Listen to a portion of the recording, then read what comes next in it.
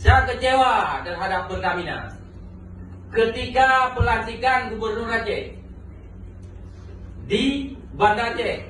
Di depan Menteri Dalam Negeri, beliau mengatakan yang bahwa agar barcode di Aceh ini dihapus. Tetapi respon yang terlalu cepat tanpa menghargai yang dilakukan oleh Pertamina, yaitu oleh area manajer Pertamina Putra Niaga Sumbagut, yang langsung membantah hari itu juga pernyataan Gubernur Aceh. Kenapa enggak dilakukan secara sopan dan santun? Undang Gubernur Aceh, duduk bicarakan, jangan langsung bantah seperti itu. Gubernur merupakan representasi daripada rakyat Aceh. Saya anggota DPD RI, perwakilan rakyat Aceh yang wajib membela daerah.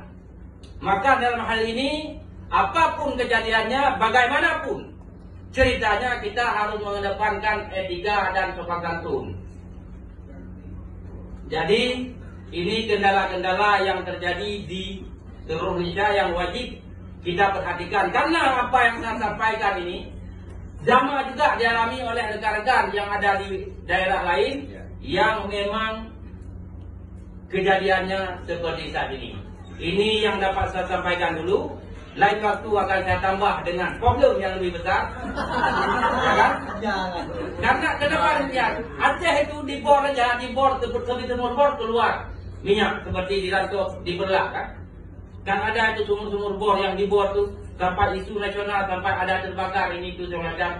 Dan ini mudah-mudahan menjadi perhatian yang serius dari PT Pertamina. Demikian, terima kasih. Mohon maaf atas segala kekurangan. Saya akhiri dengan wabillahi taufiq. Wassalamualaikum warahmatullahi wabarakatuh.